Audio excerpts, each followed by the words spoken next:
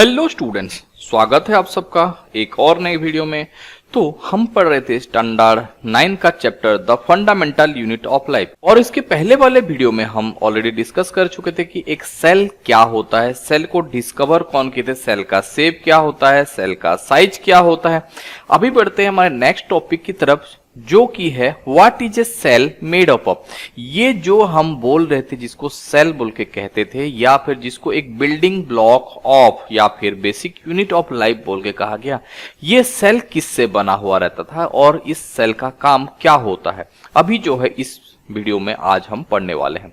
तो जैसे कि यहाँ पे बोला गया है, we saw above that the cell has special components called cell organelle. अगर आपको याद है तो इसके पहले वाले वीडियो में हम लोग बात की थी क्या होता है, हर एक सेल के अंदर भी डिवीजन ऑफ लेबर होता है। मतलब हर एक कंपोनेंट का अलग अलग या फिर हर एक सेल को जिंदा रखने के लिए जिस जिस काम को करना पड़ता है, ये सब क्या होते हैं, सेल के अंदर बहुत सारे ऐसे छोटे छोटे कंपोनेंट्स प्रेजेंट रहते हैं जो कि ये सब काम वो परफॉर्म करते हैं। और वो छोटे छोटे कंपोनेंट्स को हम लोग क्या बोले थे, सेल ऑर्गेनेल्स बोल के कहे थे। तो वही सेम चीज हमें दिया गया है कि एक सेल में बहुत सारे छोटे छोटे स्ट्रक्चर होते हैं जिनको सेल ऑर्गेनेल्स कहा जाता है। तो बात आता है कि ये जो सेल ऑर्गेनेल्स हैं ये हमारे सेल के अंदर रहते कैसे हैं। तो चलिए इसी को ही देखते हैं। If study a cell under a microscope, अगर हम किसी के भी एक सेल को, चाहे वो एनिमल का सेल हो चाहे वो प्लांट का सेल हो, अगर किसी भी सेल को हम माइक्रोस्कोप के अंदर में ऑब्जर्व करते हैं तो हमें तीन मेजर चीज जो है हमें यहाँ पे दिखने के लिए मिल जाएंगे। हो गया। तो यहाँ पे वही सेम चीज बोला गया है जैसे कि हम इसके पहले वाले वीडियो में पढ़े थी। मान के चलिए ये हमारा एक सेल होता है, तो यहाँ पे तीन मेजर चीज देखने के लिए मिल जाती है। एक तो होता है वो क्या, इसके सेंटर में जो ब्लैक कलर का डॉट आप लोगों को दिखा था, जिसको हम क्या बोल के थे, न्यूक्लियस बोल के कहते हैं, न्यूक्लियस बोल के कहते हैं। देन ये वाला पार्ट को हम लोग क्या बोल के, सेल मेम्ब्रेन, सेल मेम्ब्रेन, और इसको हम प्लाज्मा मेम्ब्रेन भी बोल के कहते हैं, प्लाज्मा मेम्ब्रेन भी बोल के हम लोग इसे कहते हैं। और ये वाला जो ब्लैंक स्पेस आपको दिख जाता है, इसी को ही हम लोग क्या बोल के, साइटोप्लाज्म, इसको क्या कहे जाते हैं, साइटोप्लाज्म बोल के कहते हैं। तो किसी भी सेल्स को अगर देखा जाए तो इसको तीन मेजर पार्ट्स होते हैं, और वो क्या होते हैं, सेंटर में रहता है न्यूक्लियस, उसके बाद आता है आपका plasma membrane outer most covering, और जो बच जाता है उसी को ही हम लोग साइटोप्लाज्म बोल के कहते हैं। तो अगर कभी भी आपको एक क्वेश्चन पूछता है कि the cell is divided how many parts बोलता है, तो आप लोग को आना चाहिए कि सेल्स के जो होते हैं वो तीन पार्ट होते हैं, और वो तीनों के तीनों पार्ट क्या होते हैं, और वो तीनों के तीनों पार्ट होते हैं, एक होता है प्लाज्मा मेम्ब्रेन, दूसरा न्यूक्लियस, और तीसरा साइटोप्लाज्म। तो चलिए एक एक करके हम इन सब को थोड़ा थोड़ा करके देखते हैं, या फिर डिटेल से देखते हैं।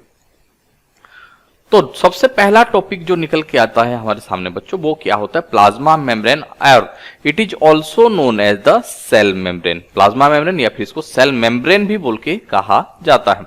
तो सबसे पहला बात जो दिया गया है, this is the outer most covering of the cell that separate the contents of the cell from its external environment।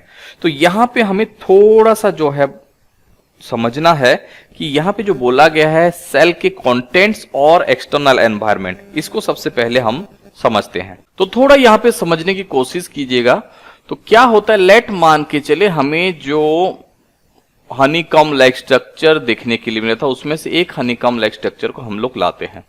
तो यहाँ पे क्या होता है, यहाँ पे जो सेंटर में जो पार्ट्स रहता है उसी को हम क्या बोल के कहते हैं, न्यूक्लियस बोल के कहते हैं। और एक चीज भी हम लोग बात की थी कि क्या होता है, सेल के अंदर बहुत सारे अलग अलग तरह के सेल ऑर्गेनेल्स प्रेजेंट रहते हैं जो कि एक स्पेसिफिक काम को परफॉर्म करते हैं। तो ये सेल के अंदर जितने भी, या फिर बोल सकते हैं कि प्लाज्मा मेम्ब्रेन के अंदर जो कुछ भी चीजें रहते हैं, चाहे वो न्यूक्लियस हो गया या फिर अपना सेल ऑर्गेनेल्स हो गया, ये सब क्या होते हैं, सेल के कंटेंट्स होते हैं। ये सारे के सारे क्या होते हैं, सेल के कंटेंट्स होते हैं। और इसके बाहर इसके बाहर जो कुछ भी रह जाता है ये सब क्या होते हैं, हमारे एक्सटर्नल कंटेंट होते हैं। ये चीज को जो है बच्चों थोड़ा सा समझ लो, क्योंकि ये सारे के सारे जो है हम आगे फ्रीक्वेंटली यूज करने वाले हैं। तो सबसे पहला बात किया जाता है कि ये जो प्लाज्मा मेम्ब्रेन है ये सेल का आउटर मोस्ट कवरिंग होता है, और ये क्या करता है, इसी सेल के कंटेंट्स को एक्सटर्नल एनवायरनमेंट से अलग करके रखता है। समझ में आया? तो पहला outermost covering and separated constant from external environment. Then next आ जाता है द प्लाज्मा मेम्ब्रेन अलाउज और परमिट। ये बात भी हमें थोड़ा सा रखना। तो ये प्लाज्मा मेम्ब्रेन क्या करता है, अलाउज भी करता है एंड एग्जिट में भी हेल्प करता है, and so material in and out of the cell. तो सेल के अंदर किस किस कंपोनेंट्स को या फिर कौन कौन से ऐसे मटेरियल हैं उनको एंट्री देना है, कौन कौन से ऐसे मटेरियल हैं जिनको हमें सेल के अंदर परमिट करने देना नहीं है। जैसे कि मान के चलो कोई एक ऐसा मटेरियल है जो कि हमारे सेल के लिए हार्मफुल है, तो उन सबको भी प्रिवेंट करने का काम किसका होता है, हमारा प्लाज्मा मेम्ब्रेन का ही होता है। और इसी के वजह से ही plasma membrane is also known as the selective permeable membrane. क्यों कहा जाता है, अगर आपको क्वेश्चन पूछता है तो आप लोग यहां पे बोलोगे कि क्या होता है, द सेल मेम्ब्रेन और the plasma membrane is responsible for entry and exit of some material in and out of the cell, and only the useful material can enter inside a cell. Or for this reason the cell membrane is also known as the selectively permeable membrane. और इसी के वजह से cell membrane को selectively permeable membrane बोल के कहा जाता है। तो अभी बात आता है कि ये जो सिलेक्टिवली परमिएबल होता है, हाउ डज इट वर्क, ये सारे के सारे सब्सटेंस क्या हैं, ऐसा कौन सा सब्सटेंस है जो हमारे सेल से बाहर जाना जरूरी है और ऐसा कौन सा सब्सटेंस है जो हमारे सेल के अंदर आना जरूरी है। How does the movement of the substance takes place into the cell, और हमारे सेल के अंदर कोई भी सब्सटेंस जो होते हैं वो कैसे जाते हैं, या फिर सेल से बाहर भी अगर कोई सब्सटेंस जाते हैं तो वो कैसे जाते हैं। तो चलिए आगे बढ़ते हैं। सबसे पहले जानने की कोशिश करते हैं कि वो सब्सटेंस क्या है जो हमारे सेल के अंदर या फिर सेल से बाहर जाना चाहिए। तो सबसे पहले बात आता है some substance like carbon dioxide और ऑक्सीजन। तो जैसे कि आप लोगों को थोड़ा बहुत तो पता होगा अपने प्रीवियस क्लासेस से कि हमारे बॉडी को अपना काम परफॉर्म करने के लिए हो गया सबसे ज्यादा से ज्यादा जरूरी क्या होता है, ऑक्सीजन का रिक्वायरमेंट होता है, क्योंकि ऑक्सीजन के प्रेजेंस में ही हमारे सेल क्या करता है, वो एनर्जी रिलीज करता है। ये क्या करेगा, एनर्जी रिलीज करेगा। तो और जब भी एक सेल के अंदर मान के चलिए कि ये हमारे पास एक पूरा का पूरा एक सेल है और इसके पास जो है वो ऑक्सीजन हो गया, तो ऑक्सीजन को यूटिलाइज करेगा, और ऑक्सीजन को यूटिलाइज करने के बाद एक चीज जो रहता है और जो वेस्ट बनता है वो क्या होता है, कार्बन डाइऑक्साइड। तो कार्बन डाइऑक्साइड को बाहर निकालने के लिए और ऑक्सीजन को एंटर देने के लिए सिलेक्टिवली परमिएबल मेम्ब्रेन ये ज्यादा से ज्यादा काम में आता है। और वो कैसे यूजफुल होता है अभी देखते हैं हम लोग थोड़ा सा आगे। तो some substance like carbon dioxide और oxygen can move across the cell membrane by a process called diffusion. Diffusion क्या होता है बच्चों, हम अपने प्रीवियस वाले चैप्टर में भी पढ़े हैं कि डिफ्यूजन क्या होता है। नॉर्मली एक चीज पढ़े थे, the intermixing of molecule from concentration to concentration, ये बात भी वही सेम है। तो यहां पे क्या होता है, we saw that there is spontaneous movement of substances from a region of higher concentration to a region where the concentration is low.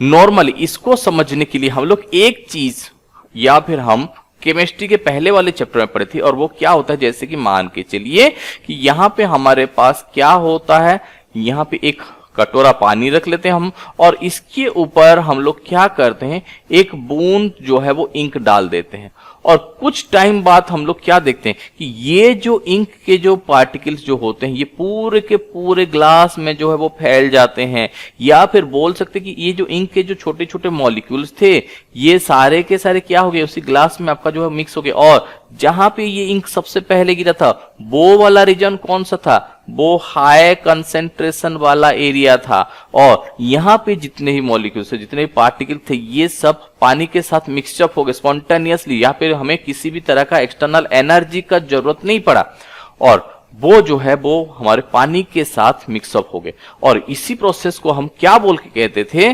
Diffusion बोल के कहे थे, अगर आपको याद है तो आगे बढ़ते हैं कि क्या होता है। Then something similar to this happen in the cell, हो गया। यहां पे जो है हमारे सेल के अंदर देखते हैं। तो सबसे पहले आप लोगों को पता चल गया है कि कौन कौन से ऐसे सब्सटेंस है जो सेल के अंदर जाना चाहिए, कौन से ऐसे सब्सटेंस है जो सेल के बाहर जाना चाहिए। तो अभी देखते हैं कि ये कैसे होता है। For example some substance like carbon dioxide which is cellular waste, carbon dioxide जो कि एक सेलुलर वेस्ट होता है, and requires to be excreted out of the cell. मान के चलिए कि इसी कार्बन डाइऑक्साइड को हमें बाहर निकालना है सेल से, and accumulated in high concentration inside the cell, हो गया। तो अभी जो है इसको थोड़ा सा समझने की कोशिश करते हैं। तो क्या होता है, लेट मान के चलिए कि ये हमारा एक सेल है, हो गया, और सेल के अंदर कुछ प्रोसेस चलता है, और जिसके वजह से क्या हो गया, सेल में ज्यादा से ज्यादा अमाउंट ऑफ कार्बन डाइऑक्साइड बन गया। तो सेल के अंदर हमारा कंसेंट्रेशन कितना है, हाई है, बट इसके एक्सटर्नल एनवायरनमेंट में कार्बन डाइऑक्साइड का कंसेंट्रेशन कितना है बच्चों, वो बहुत ही लो है। तो यहां पे क्या होता है, हमारे सेल से जो हाई कंसेंट्रेशन वाला कार्बन डाइऑक्साइड जो होता है, क्योंकि वो एक वेस्ट होता है और इसको जो है वो सेल से बाहर निकालना जरूरी होता है, तो ये डिफ्यूजन प्रोसेस की हेल्प से हमारे सेल से बाहर आ जाता है। और जैसे कि यहां पे क्या आता है, ऑक्सीजन कंटिन्यूअसली हमारे सेल को जरूरत होता है, और oxygen is utilized by our cell, और हमारे जो सेल होते हैं ये क्या करते हैं, हम कंटिन्यूअसली वो जो है ऑक्सीजन को यूज करते हैं। तो सडनली क्या हो जाता है, हमारे सेल के अंदर जो होता है ऑक्सीजन का कंसेंट्रेशन क्या हो जाता है, लो हो जाता है। इसीलिए जितना भी ऑक्सीजन होता है ये सारे के सारे सेल्स के अंदर एंटर करते हैं। समझ में आया बच्चों? तो इसको बुक में देखते हैं हमें और एक्स्ट्रा क्या क्या दिया गया। In the cell external environment the concentration of carbon dioxide is low, क्योंकि सेल के अंदर ही हमारा कार्बन डाइऑक्साइड बन रहा है बच्चों, इसीलिए सेल के अंदर क्या होता है, कार्बन डाइऑक्साइड का अमाउंट जो रहता है वो बहुत ही ज्यादा होता है एज कंपेयर करते हैं हम एक्सटर्नल एनवायरनमेंट से। समझ में आ गया? As compare to inside of the cell, as soon as there is difference of concentration of carbon dioxide inside and outside the cell, क्योंकि सेल के अंदर ज्यादा से ज्यादा कार्बन डाइऑक्साइड बन रहा है और सेल के बाहर कार्बन डाइऑक्साइड का अमाउंट जो है वो बहुत ही कम है, तो इसलिए क्या होता है carbon dioxide moves out of the cell, क्योंकि सेल के अंदर हायर कंसेंट्रेशन था और बाहर जो था वो लोअर कंसेंट्रेशन था। तो कार्बन डाइऑक्साइड जो होता है वो मूव कर जाता है कहां से, सेल के अंदर से external environment, from a region of higher concentration to a region of low concentration outside the cell. और ये कौन से प्रोसेस में होता है, ये डिफ्यूजन प्रोसेस में ही होता है। सिमिलरली हमारा बॉडी में क्या हो रहा है, या फिर हमारे सेल के अंदर ऑक्सीजन का यूटिलाइज हो रहा है, तो ऑक्सीजन बार बार यूटिलाइज होने के बाद क्या होता है, सेल के अंदर ऑक्सीजन का अमाउंट जो रहता है वो कम हो जाता है as compare to external environment, और इसी के वजह से क्या होता है, the oxygen move inside the cell, और ये भी आपका जो रहता है वो डिफ्यूजन प्रोसेस के हेल्प से ही होता है। तो यहां पे बोला गया thus the diffusion plays an important role in the gaseous exchange between the cells as well as the cell and its external environment. तो इसीलिए यहां पे बोला गया है कि ये डिफ्यूजन जो है एक इंपॉर्टेंट प्रोसेस है जो कि क्या करता है, सेल और बहुत सारे सेल और सेल के बीच में, या फिर सेल और एक्सटर्नल एनवायरनमेंट के बीच में गैसियस एक्सचेंज को ये मेंटेन करके रखता है। समझ में आ गया? तो ये प्रोसेस बहुत बार आपको पूछा जाता है, बहुत बार आपको शॉर्ट क्वेश्चन में भी आता है कि how the carbon dioxide and oxygen move in and out of the cell. तो ये वाला पूरा का पूरा जो है आपको याद रखना है। नेक्स्ट वीडियो में बच्चों हम लोग पढ़ने वाले हैं कि वाटर जो है वो सेल के अंदर या फिर सेल से बाहर, या फिर जो मॉलिक्यूल्स होते हैं वो सेल के अंदर या फिर सेल के बाहर कैसे जाते हैं। तो अगर आपको वीडियो पसंद आया तो वीडियो को लाइक कीजिए। इस तरह का वीडियो आगे देखने के लिए हमारे चैनल को सब्सक्राइब कीजिए। मिलते हैं नेक्स्ट वीडियो पे, तब तक के लिए बाय बाय।